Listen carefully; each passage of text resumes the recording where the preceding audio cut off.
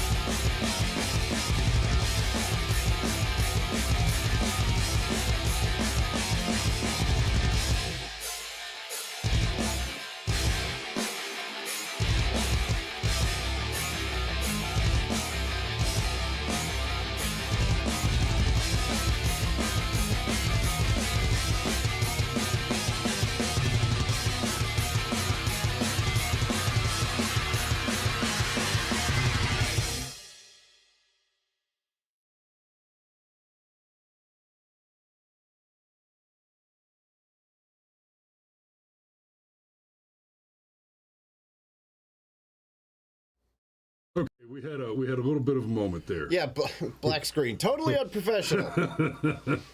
Whoops. Morning, well, sunshine. Good morning.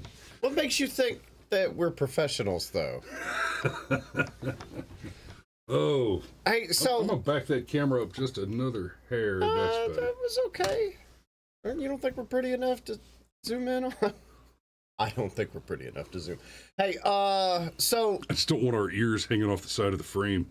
So, before we jump into the Firearms Friday, a fan, thank you, sent me a gift, right? A couch, and why it happens to have tissues coming out of it. That is so. This weekend, Georgia plays Kentucky. Both teams are 5-0.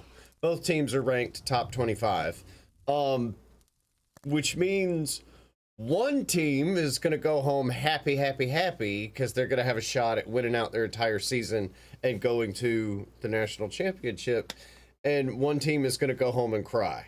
Hence, Yeah, so we're going to need a Kentucky fan to come and make use of this for us.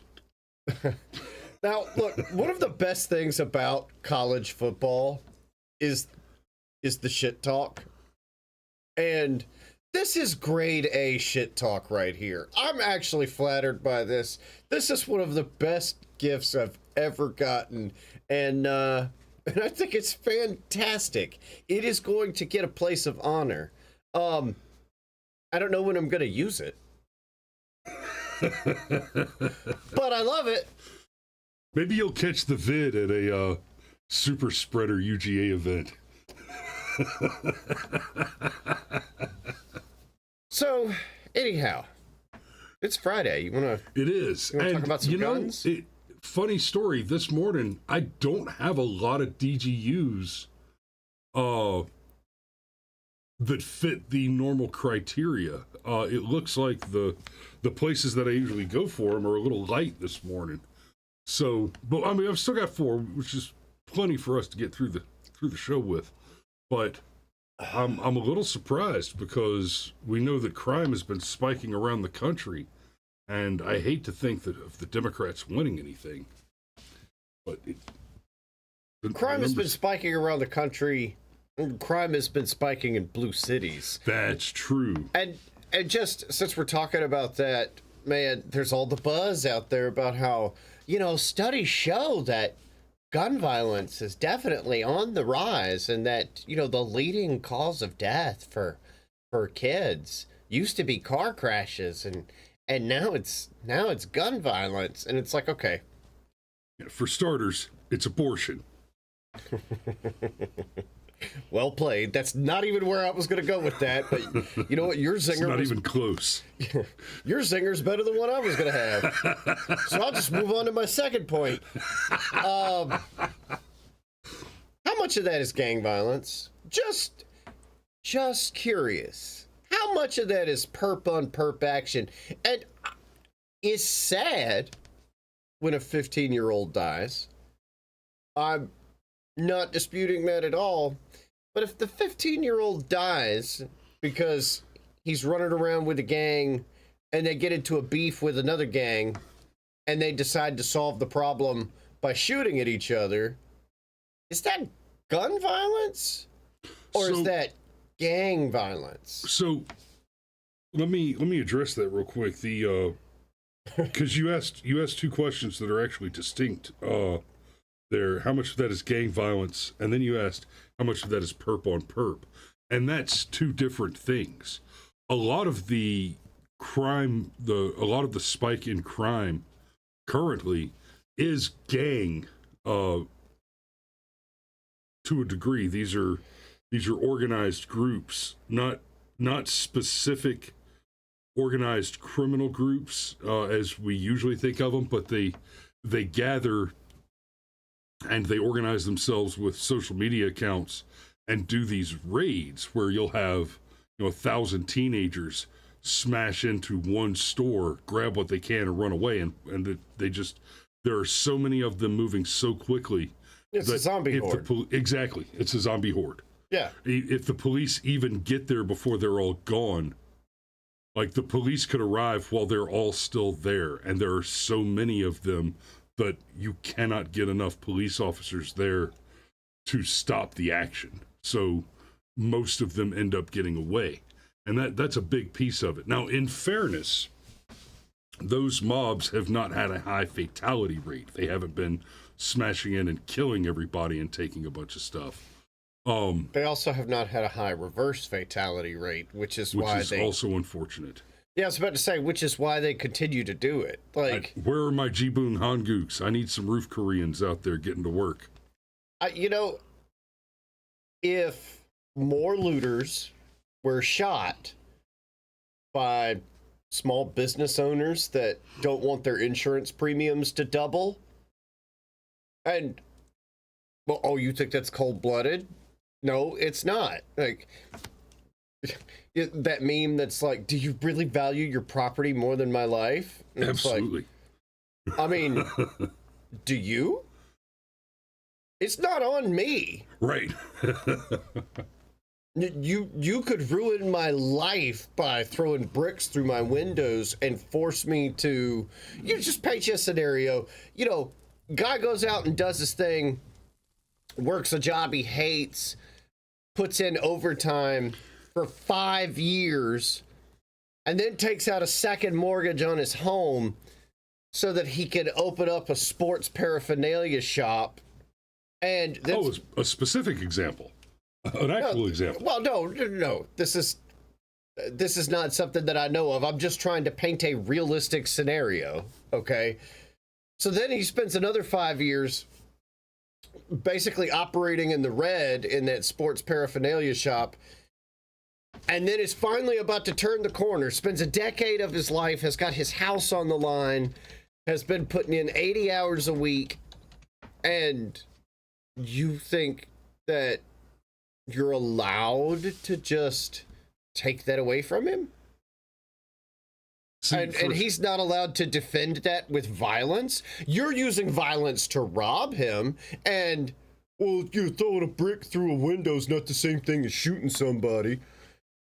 I mean, no, they're not exactly specifically one-to-one the same thing, but as soon as you're throwing bricks through windows, bruh, you're violent. You have violated the NAP, I think is a good way to put it. Right. And once you violate the NAP, it's like, I mean, I didn't start it, but oh, man. Memorabilia, not paraphernalia. Well played, Danny. Well, that's embarrassing. See, my inner pothead came flying back out for a second. When you said sports thing, I immediately went to the sports bar. The black firefighter devastated after rioters destroy bar he spent life savings to build. Remember this story from the 2020 riots? I thought you were going specifically to this one about Corboy Bala, who, you know, he was a firefighter. He worked his ass off, saved up the money, second mortgage on the home, opened a sports bar, and then and he just opened it. Like he was supposed to be opening in March, and they burned it down at the end of February or something like that. Yeah, congratulations. You just spent however many years of your life, and whoops. Like it's What are you doing with the Molotov cocktail? That's my bar. Oh, dude, we're saving you from racism. Yeah. But it's just a bar. My bar. Yeah. So all right, yeah, I'm okay with looters getting shot. There'd be less looters. Yeah, me too. Just, you know, it is what it is. And you know, looters are different than murderers, because if you kill one, the number of looters actually changes. Well, you know how to solve that math. You just have to kill more than one murderer. Yeah, exactly. I mean, by that logic, like, Dexter was literally an angel. Ooh, that's a deep well. We're not going down that one. No, we're not.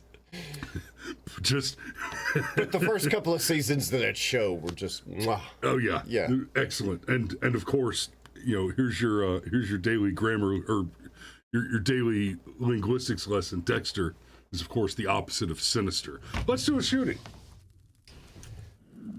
Can I go first? Please do. Okay, this is excellent. Okay, Chicago. Man, we're getting these concealed carry license holders in Chicago. Like, did all 12 of them get robbed? A concealed carry license holder fired back at a gunman who shot a CTA bus supervisor on the city's southwest side on Tuesday afternoon, officials said. It's actually just one CCL guy, but he's busy. He's like Superman, just running around the city. Chicago police said the drive-by shooting happened around 2 p.m. in the Archer Heights neighborhood. Chopper 7 was over the scene where police squad cars surrounded a CTA bus under an overpass near the West 47th Street and South Archer Avenue.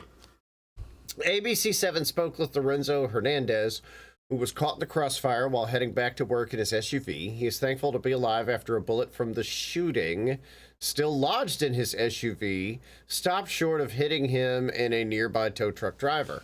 Hernandez, who spoke to ABC 7 in Spanish through a translator, said he was sitting at the 47th and Archer when he saw a crash involving a CTA bus and at least 4 other vehicles. I'm going to stop right there. You know why this guy... No, I'm not saying to switch it over. I'm just saying I'm going to stop right there briefly. Okay. But you know why this guy probably got a CCL? Dude, he lives in Chicago? No. He spoke Spanish through a translator. He's an illegal.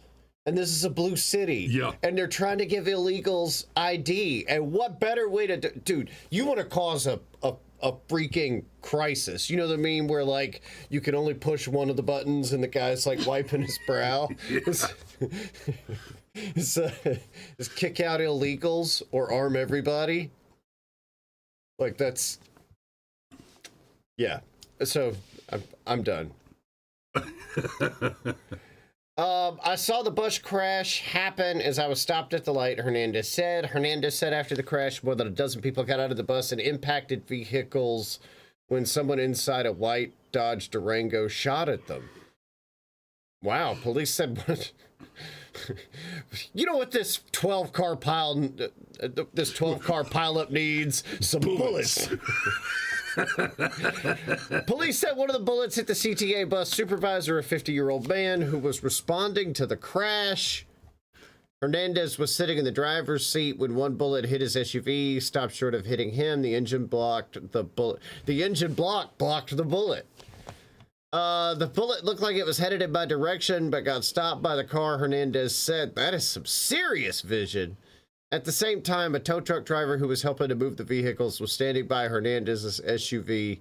When he dropped down, Hernandez initially thought the tow truck driver was hit, but then saw him jump back up and run around the front of his SUV, where he fired 2 shots at the gunman.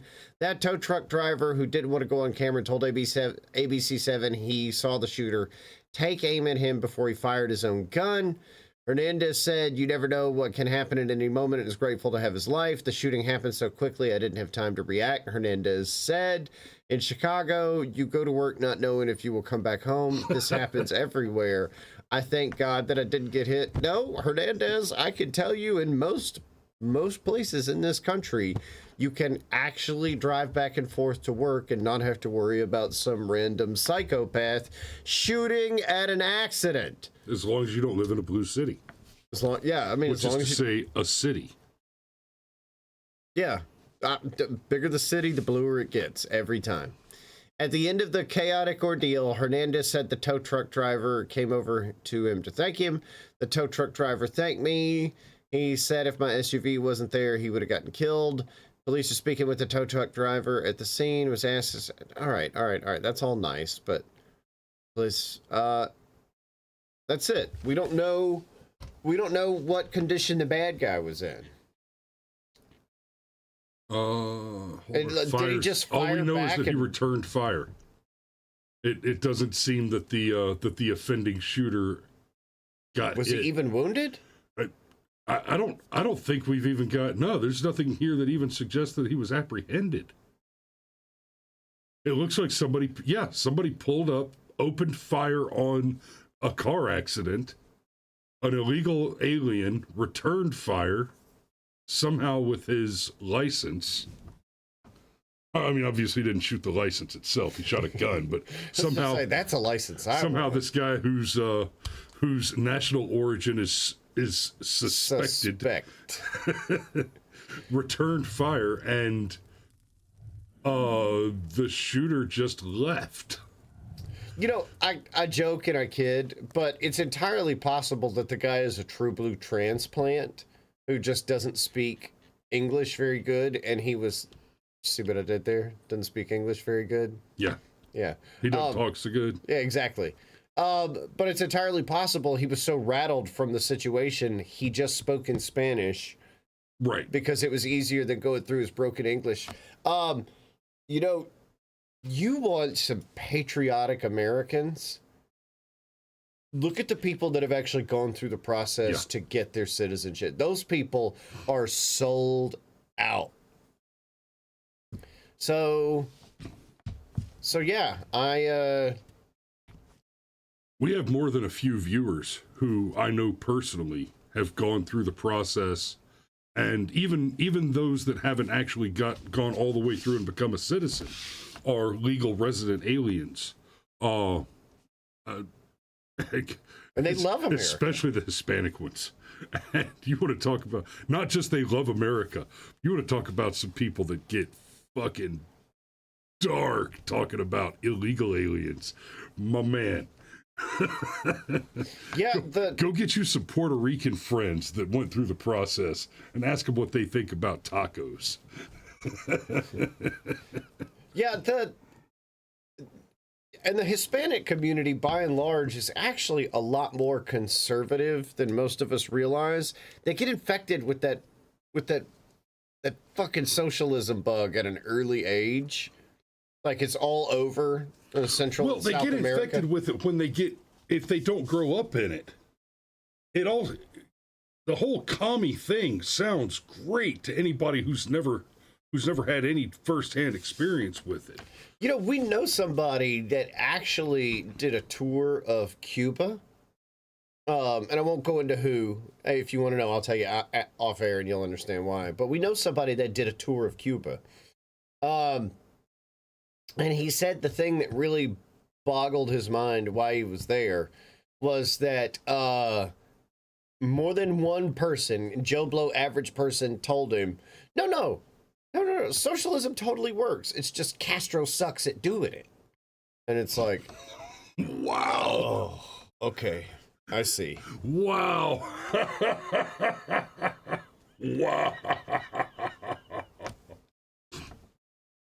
Whew.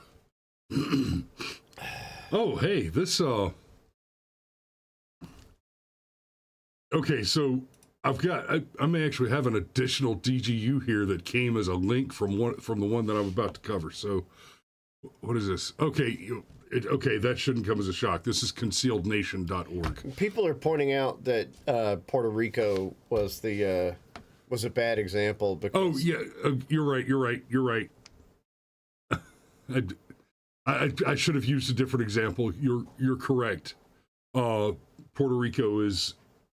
it's a U.S. territory. Anyway, in Midwest City, Oklahoma, a man intervened when his girlfriend's estranged husband, Mauricio Alexander de la Rosa, allegedly broke into their home to steal their spaghetti. This event sparked support from a neighbor for the state's permissive firearm laws. Oklahoma allows residents 21 and older to openly or concealed carry firearms without requiring a permit. Okay. You mean Oklahoma allows you to practice your rights as God intended? You mean Oklahoma is in compliance with the Constitution, which forbids any state, federal, township, city, county, municipality, or any other officially organized government entity from having laws related to firearms at all. And I bet they don't even go that far, but that a person, I mean, hell, a 21 and older, that's already an onerous regulation. But the altercation happened on a Wednesday morning on Flannery Drive. The residents were alerted. The residents were altered by their dogs barking. Suddenly it's an episode of Full Metal Alchemist. Were alerted by their dogs barking, and the male homeowner went to investigate. He encountered De La Rosa inside the residence. The police identified De La Rosa as the estranged husband of the female homeowner. He was unknown to the current boyfriend before this incident. What does that mean? That's an interesting detail. Like, I feel like that could be an entire article in it. He was unknown to the current boyfriend before this incident.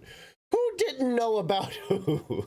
And how does that work? You know that episode of The Big Bang Theory where Raj hooks up with that hot chick and then, like, Walton Goggins shows up halfway through the episode and he's like, I just want to get my wife back. And Raj is like, you're married? And she's like, yeah, but we've been separated for like 2 weeks. And he's like, 2 weeks?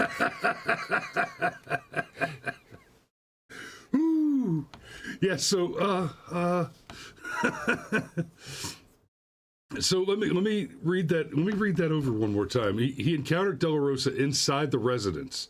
The police identified De La Rosa as the estranged husband of the female homeowner. He was unknown to the current boyfriend before this incident. And then, well, it does give you some clarity in the next paragraph, but still, like, that is an interesting way to phrase that. Yeah, so, I mean, did the girlfriend... I wish they were using names here because it's getting confusing. But Chris, pronouns are not that hard. Respect the pronouns, you bigot. Okay, so they were inside of their house when they recognized another they that they did not recognize, in fact, and so they shot them. This is why and it turned out that the them was themselves all along. Yeah, this is why just using people's proper names solves so many of these problems. De La Rosa allegedly lunged at the boyfriend, who then secured his firearm and shot De La Rosa once in the chest. Yeah, so my wife's in the Navy. Every time I hear he then secured his every time I hear the word secured, I'm like, you mean he locked it away? It's one thing to hear that word as a soldier, but the sailors are like, oh, smoking has been secured, as in prohibited. They don't mean the same thing when they say it. And that's how we use it in this house often. Prior to this incident, police records illustrate that De La Rosa had incessantly called his estranged wife over 170 times from Tuesday afternoon to Wednesday morning. After being shot, De La Rosa managed to flee the scene but was found in a neighboring yard and transported to a hospital. He's slated for jail after hospital treatment and is charged with first-degree burglary and stalking. Yeah. Okay, so that guy's basically, going to prison. it sounds like the new boyfriend may have known there was a husband, but at the time the estranged husband was breaking into the house, didn't know that this person was in fact the estranged husband, and so, despite that existing relationship, what the boyfriend's information included was, "There's a dude in my house.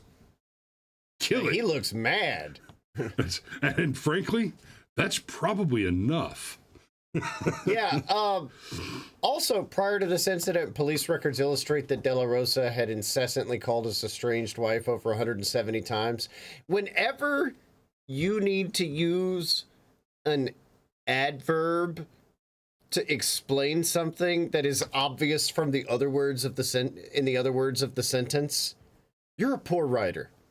Like, oh, he incessantly called his wife over 170 times from Tuesday afternoon to Wednesday morning. I'm sorry. Yeah, he called his wife 170 times. That is, we can extrapolate from context. Incessant. Yeah, the only reason you would need an adverb would be if the adverb actually modifies the sentence itself to mean something. He politely called his wife 170 times. Oh, that's interesting. He lovingly called his wife 170 times. Oh, okay, I see. This was just a misunderstanding. What does the grammar Nazi say? Zig highlighter.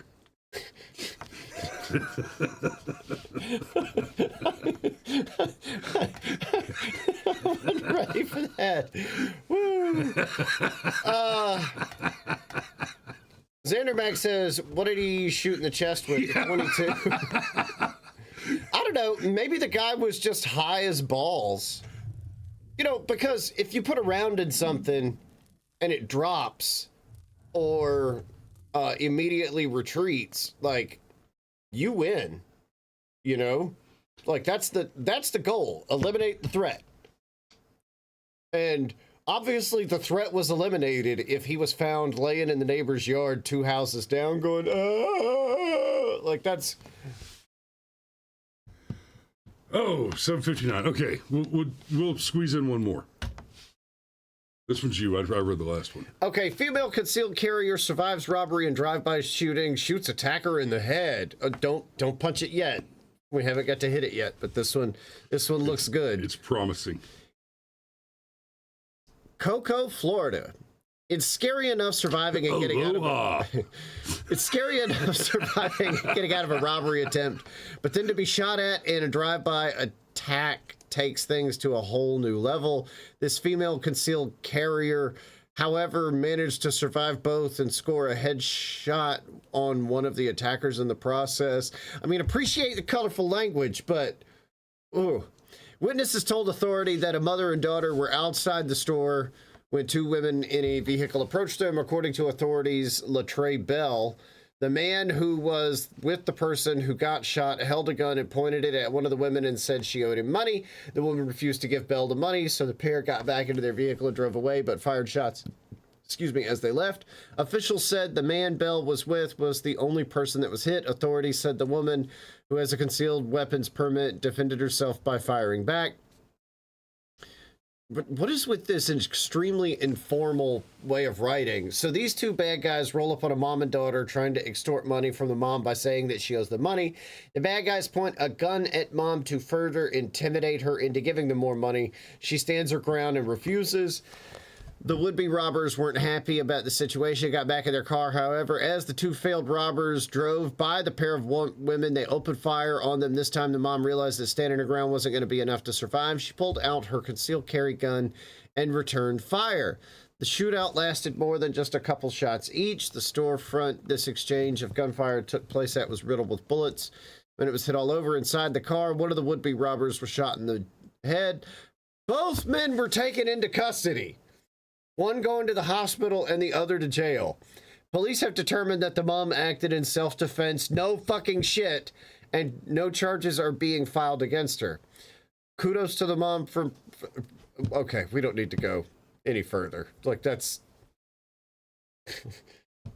Well, so she found herself in a very dangerous situation, was forced to defend herself with her firearm. In the end, she came out unscathed, while good marksmanship landed her a hit that ended the threat. Hit that ended the threat, but apparently there's neither a DRT or a DOT over there. But I mean, she managed to squeeze off a headshot. So this is one of those not today bad guys. So this is one of those where Jesus said, "I still have plans. I still have plans for you, my son." And with any luck, those plans are either complete and total charitable redemption or long, hard suffering. And real quick before we go, and if you want to have any more comments about this article, I see somebody over on Rumble named Cognitive Nomad. Welcome to the show. That's a name I haven't seen before, so welcome. Always happy to have new people come back every Friday. We talk about guns and pick on each other in the process. It's probably, Chris, it's my favorite show of the week. Is it yours? Absolutely. Yeah. It's definitely the easiest show we do all week. Right. Right. So what do we got here? We've got a Mama Bear Award. We've got an actual feminist award. And we've got a Jesus Take the Wheel award. And man, you survived the headshot. Like, that's not a marksmanship thing. Like, she hit the target. Yeah. You know. Yeah. So remember, I don't want to hit her with a BRM. And it's like that. What was it? We had that story like 6 or 7 months ago where a guy got like point blanked by a shotgun and survived. Yeah. And it's like, nope, God said not today, which happens sometimes. So safety breathe. Indeed. Okay, so it's Friday. We're going into the weekend. I don't know of anything particularly special or interesting that's going on this weekend that we need to take extraordinary precautions. If you are out enjoying the Georgia-Florida game and you happen to become quite liberal with your libations, y'all call a fucking Uber. Like, it's not hard. If you happen to become liberal due to your libations, then watch this show every day and we'll work on your education. No, I use the word liberal correctly. Liberals, the modern liberal hijacked that fucking word to use it against us. Well, who would have a problem with a liberal? Are you suggesting to me that the radical authoritarian communist left would lie? Yes. Would take the things that we love and shove them sideways up our ass until we hate them? Yes. I am suggesting those things. Yeah. But yeah, you guys be safe out there. Don't drive drunk. Don't fry bacon naked. We love you, and we will see you on Monday.